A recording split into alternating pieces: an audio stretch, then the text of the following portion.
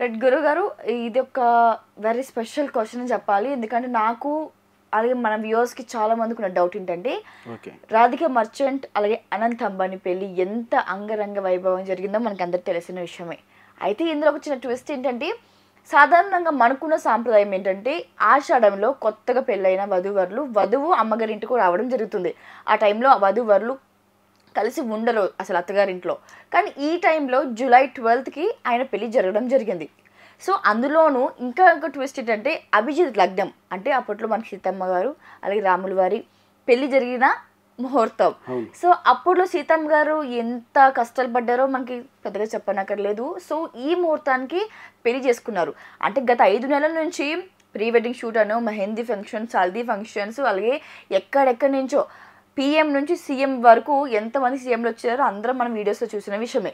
ఇంతవరకు ఇంత జాగ్రత్త పడ్డ అంబానీ ఫ్యామిలీ మరి ఈ ముహూర్తం పెట్టడానికి గల కారణం ఏమై ఉండొచ్చు?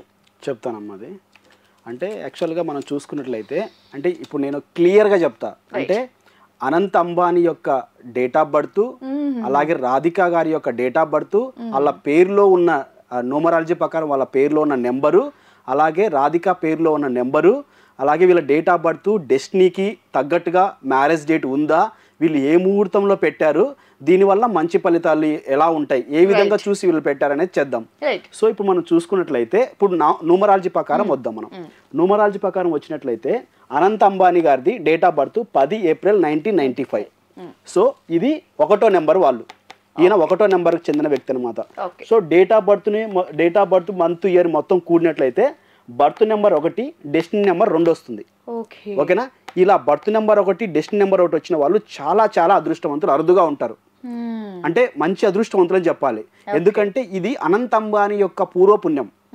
అంటే అనంత్ అంబానీ వాళ్ళ తండ్రికి పుట్టడం అనేది, జననం అనేది పూర్వపుణ్యం అనమాట.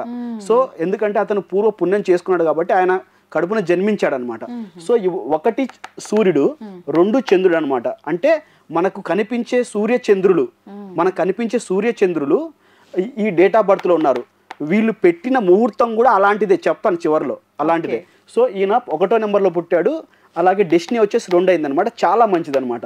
సో ఈయన యొక్క పేరును మనం చూసుకున్నట్లయితే అనంత్. ఈ అనంత్ అనే పేరులో 16వ నెంబర్ వస్తుంది, కేతు నెంబర్ అనమాట. సో ఇక్కడ ఇంటి పేరు కూడా మనం యాడ్ చేసామనుకో, యాడ్ చేస్తే 17 వస్తుంది. సారీ 17 అంటే 8. అక్కడ మనకు కొంచెం డిఫెక్ట్ కనపచ్చు. కానీ ఓన్లీ పేరుని మాత్రం మనం తీసుకున్నట్లయితే, అనంత్ అనే పేరుని మనం తీసుకున్నట్లయితే ఇక్కడ మనకి ఎంత వస్తుంది? 16 నెంబర్ వస్తుంది. ఈ కేతు అనమాట. సో ఈ కేతు నెంబరు 7వ నెంబర్ అనేది ఈ 1వ నెంబర్కి మిత్రత్వం అవుతుంది. అంటే మిత్రుడు అవుతాడు కేతువు. అంటే కేతువు, గురువు, అలాగే చంద్రుడు, అలాగే తర్వాత కుజుడు, వీళ్ళు నలుగురు ఒక పార్టీ అనమాట. సో అట్లాంటిది ఇలా పేరులో వచ్చింది. అనంత్ అనే పేరులో 16 నెంబర్. ఇది చాలా స్పిరిచువల్ నెంబరు, చాలా మంచి నెంబర్ అనమాట. 17 1 + 6 7 అవుతుంది, 7 అనమాట. సో ఇది పేరులో ఉంది. సో డేట్ ఆఫ్ బర్త్కి డెస్టినీకి పేరు సెట్ అయింది. కానీ ఈ పేరు అనంత్ అనే పేరులో తా అనే గుణింతం మనం పలుకుతాం కాబట్టి అది వచ్చేసి సంసార లైఫ్లో కొన్ని ఇబ్బందులు తీసుకొచ్చే ఛాన్సెస్ ఉన్నాయి. అక్కడ మాత్రం అంటే సంసారం లైఫ్లో తా అనే అక్షరం ఉందనుకోండి, మనలాంటి చిన్న వాళ్ళకైతే ఫైనాన్షియల్ ప్రాబ్లమ్స్, లేకపోతే భార్య భర్తల మధ్యలో ఇష్యూస్, అలాంటివి చిన్న జరుగుతాయి. కానీ ఇతనికి డబ్బు పరంగా ఎలాంటి ప్రాబ్లం లేదు కాబట్టి ఒకవేళ వస్తే మ్యారేజ్ లైఫ్లో చిన్న చికాకులు కానీ, గొడవలు కానీ, మనస్పార్థాలు కానీ వచ్చే ఛాన్సెస్ ఉంటాయి ఈ పేరు ప్రకారం. ఓకేనా? తర్వాత రాధికా తీసుకుందాం. రాధికా డేట్ ఆఫ్ బర్త్ మనం తీసుకున్నట్లయితే పేరు తీసుకున్నట్లయితే 16 వచ్చింది. పేరులో కూడా 16 వచ్చింది. ఒకవేళ ఇంటి పేరు కలిపామనుకో, దీని మర్చెంట్ అంటే ఒక 4 యాడ్ చేసుకుంటే 20 వస్తుంది. సో 20 పేరు వస్తుంది. నేను యాడ్ చేయలేదు, ఇంటి పేరు యాడ్ చేయకుండా చేశాను. సో ఇప్పుడు 16 వస్తుంది. ఇక్కడికి సెట్ అవుతుంది. ఇక్కడ 16, ఇక్కడ 16 సెట్ అవుతుంది అనమాట. సో మనకి ఇక్కడ చూసుకున్నట్లయితే ఇక్కడ ఓవెల్స్ వచ్చేసి ఈ 3, కాన్సనెంట్స్ 13. అంటే 3/4 కాంబినేషన్. ఇదంత మంచిది కాదు 3/4 కాంబినేషన్, బట్ 16 అయితే వచ్చింది ఇక్కడికి. సో ఈమె డేట్ ఆఫ్ బర్త్ మనం తీసుకున్నట్లయితే 29 డిసెంబర్ 1994. ఓకేనా? అంటే ఇక్కడ మనం మొత్తం ఇదంతా యాడ్ చేసినట్లయితే బర్త్ నెంబర్ వచ్చేసి మనకు ఏమొస్తుంది? 2 వస్తుంది. డెస్టినీ నెంబర్ 1 వస్తుంది అనమాట. గురుగారికి వచ్చిన డౌట్, 1994 తను 1995. అవును. అంటే ఇది మన గూగుల్ ద్వారా మనం సేకరించింది అనమాట. సో 1 ఇయర్ డిఫరెన్స్ ఖచ్చితంగా ఉంది వీళ్ళకి. సో ఇట్లా మనం తీసుకున్నట్లయితే వీళ్ళిద్దరు ఎందుకు ఫ్రెండ్స్ అయ్యారు, ఎందుకు లవ్ అయ్యారు ఏదేంటంటే ఇక్కడ మనకు డేట్ ఆఫ్ బర్త్ ఈయనదేమో డెస్టినీ 2 వచ్చింది, ఈమెదేమో డేట్ ఆఫ్ బర్త్ 1 వచ్చింది, ఈమెదేమో డెస్టినీ 1 వచ్చింది, ఈయనదేమో డేట్ ఆఫ్ బర్త్ 1 వచ్చింది అనమాట, రివర్స్ అనమాట ఇక్కడ. సో ఇప్పుడు డేట్ ఆఫ్ బర్త్కు డెస్టినీకి చాలా మ్యాచ్ అయింది. సో అందువలన వీళ్ళు ఫ్రెండ్స్ అయ్యారు, లవర్స్ అయ్యారు అనమాట. సో ఇది సెట్ అవుతుంది అనమాట. ఇప్పుడు ఈమె డేట్ ఆఫ్ బర్త్ మొత్తం డెస్టినీ 2 అవుతుంది, డెస్టినీ 1 అవుతుంది. ఈమె పేరు కూడా 17 ఉంది, అంటే 16 నెంబర్లో ఉంది, అంటే 7 అవుతుంది. అంటే ఈ ఏడు కూడా ఈ డెస్టినీకి మిత్రత్వం. సో అట్లా ఈ దగ్గరగా ఉందన్నమాట. అంటే ఇద్దరికి చూసుకున్నట్లయితే చాలా దగ్గరగా ఉంది, అన్ని విషయాలు కలుస్తున్నాయి. అంటే పేరులో 16 వస్తుంది, ఈమె పేరులో 16 వస్తుంది. అలాగే ఈయన డేట్ ఆఫ్ బర్త్ 1/2 వస్తుంది, 2/1 అంటే మిత్రత్వం ఉంది. ఇదంతా న్యూమరాలజీ ప్రకారం మనకు ఓకే, 90% ఓకే. ఒక ఈ పేరులో తా అనే అక్షరం గుణింతం ఒకటి తప్పక ఇదంతా ఓకే, పేరు ప్రకారం ఓకే అవుతుంది. ఓకేనా? ఇది ఇలా యొక్క డేట్ ఆఫ్ బర్త్ ప్రకారం అయితే ఎట్లాంటి ప్రాబ్లం లేదు నాకు తెలిసి, ఎందుకంటే యాజ్ ఎ న్యూమరాలజిస్ట్ గా ఎలాంటి ప్రాబ్లం లేదు. ఇంకా ఆస్ట్రాలజీ మామూలుగా వాళ్ళు ఎట్లా ముహూర్తం పెట్టారు అనే దాన్ని మనం గమనించినట్లయితే ఈ ముహూర్తం వచ్చేసి ఎప్పుడు పెట్టారు, మ్యారేజ్ కంపారిటిబిలిటీ చూడండి, 12/7/2024 వీళ్ళది మ్యారేజ్ అయింది. సో ఈ మ్యారేజ్ కంపాటబిలిటీ కూడా మనం చూసుకున్నట్లయితే 3/9 కాంబినేషన్ వస్తుంది. ఈ 3 వస్తుంది.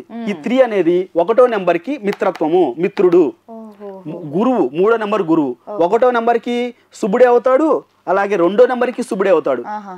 అట్లు అందువలన 12 వాళ్ళు సెట్ చేసి ఉంటారు నేను అనుకుంటున్నా. ఎందుకంటే 12వ తేదీ ముహూర్తం పెట్టారు. మొత్తం ఈ యొక్క డేటు, మంత్, ఇయర్ ను యాడ్ చేసినట్లయితే డెస్టినీ నెంబర్ వస్తుంది. ఆ నెంబర్ 9 అయింది అనమాట. ఈ 9 కూడా 1వ నెంబర్కి మిత్రుడు. అన్ని విధాలా వచ్చేసాయి, కలుస్తున్నాయి. అంటే డెస్టినీ 9 వస్తుంది. ఈ 9 ఈ రాధికాకి కూడా మిత్రత్వమే, డేట్ ఆఫ్ బర్త్ కి మిత్రత్వమే, ఈయన డేట్ ఆఫ్ బర్త్ కూడా మిత్రుడే అనమాట 9. ఇక్కడ 3వది గురువు, ఈమె డేట్ ఆఫ్ బర్త్ కు మిత్రుడే, ఈయన డేట్ ఆఫ్ బర్త్ కు మిత్రుడే అనమాట. అంటే న్యూమరాలజీ మూలంగా మ్యారేజ్ కంపాటిబిలిటీ కూడా ఇద్దరికి ఈక్వల్ గా ఉంది. దీని వలన ప్రాబ్లం అయితే లేదు న్యూమరాలజీ ప్రకారం. సో ఈయన ముహూర్తము అంటే ఎప్పుడు నిర్ణయించారంటే ఏ విధంగా పెట్టారనేది ఇది చాలా మంచి ముహూర్తం. నేను సర్వే చేసిన ప్రకారం ఎప్పుడు పెట్టారంటే మన పంచాంగం ప్రకారము సూర్యమాన పంచాంగం ప్రకారం పెట్టారు. ఓకేనా? సూర్యమాన పంచాంగం ప్రకారం నిర్ణయించారనమాట. సో పంచాంగం ప్రకారం మంచిదనమాట, సూర్యమాన పంచాంగం ప్రకారం మంచిదనమాట. సో ఇక్కడ ఉత్తరాది వాళ్ళ ఆచారం ప్రకారము వచ్చేసి సూర్యమానం ప్రకారం మేషరాశిలో చంద్రుడు సంచారం. అప్పుడు సూర్యమాన పంచాంగం ప్రకారం మేషరాశిలో చంద్రుడి సంచారం, అలాగే సూర్యుడు ఉత్తర దిశగా ప్రయాణం చేస్తున్నాడు. అలాగే సూర్యుడు వచ్చేసి పగులు వృషభ రాశిలో ఉంటాడు అనమాట, వృషభ రాశిలో సంచారం చేస్తూ ఉంటాడు. సో ఈ ముహూర్తం ఎప్పుడు పడింది, ఇది సూర్యమానం ప్రకారము మేషరాశిలో చంద్రుడు సంచారం ఉంటుంది. అలాగే సూర్యుడు ఉత్తర దిశగా ప్రయాణం చేస్తుంటాడు. ఇది మనకు అలాగే పగులు చంద్రుడు వచ్చేసి పగలు వృషభ రాశిలో సంచారం చేస్తుంటాడు. ఇది సూర్యమానం ప్రకారం. అలాగే చంద్రమానం ప్రకారం చూసినట్లయితే చంద్రుడు కన్యా రాశిలో సంచారం. ఓకేనా? ముహూర్తం కన్యా రాశిలో సంచారం. అలాగే వీళ్ళు వచ్చేసి మనకు ఈ కన్యా రాశిలో సంచారం చేస్తుంటాడు చంద్రుడు. అలాగే 12/17/2024. అలాగే సూర్యుడు వచ్చేసి దక్షిణాయనం ప్రకారం దక్షిణ దిశగా సంచారం అన్నమాట. రాహుకాలము 10:30 నుంచి 12 గంటల వరకు AM. ఇది ముహూర్తం అనమాట. అంటే చంద్రుడు సూర్యమానం ప్రకారము ఈ ముహూర్తాన్ని నిర్ణయించారు. సూర్యమానం ప్రకారము చంద్రుడు వచ్చేసి మనకు మేషరాశిలో సంచారం ఉంది. ఓకేనా? పగలు వచ్చేసి వృషభ రాశిలో సంచారం చేస్తాడు. అలాగే సూర్యుడు వచ్చేసి దక్షిణాయనం వైపు ప్రయాణం చేస్తాడు. అలాగే చంద్రమానం ప్రకారం చూసుకున్నట్లయితే ఇలా అంటే ఈ సూర్యమానం ప్రకారము చంద్రుడు వచ్చేసి ఇక్కడ మన మేషరాశిలో ప్రయాణం చేయడం అనేది మంచిది. అలాగే పగులు వృషభ రాశిలో ప్రయాణం చేస్తుంటాడు, మంచిదనమాట. సో ఈ విధంగా మంచిదనమాట. అంటే ఈయన డేట్ ఆఫ్ బర్త్ కూడా సెట్ అవుతుంది అనమాట. అలాగే చంద్రమానం ప్రకారం చూసుకున్నట్లయితే చంద్రుడు కన్యా రాశిలో సంచారం. ఓకేనా? చంద్రుడు కన్యా రాశిలో సంచారం చేస్తున్నాడు.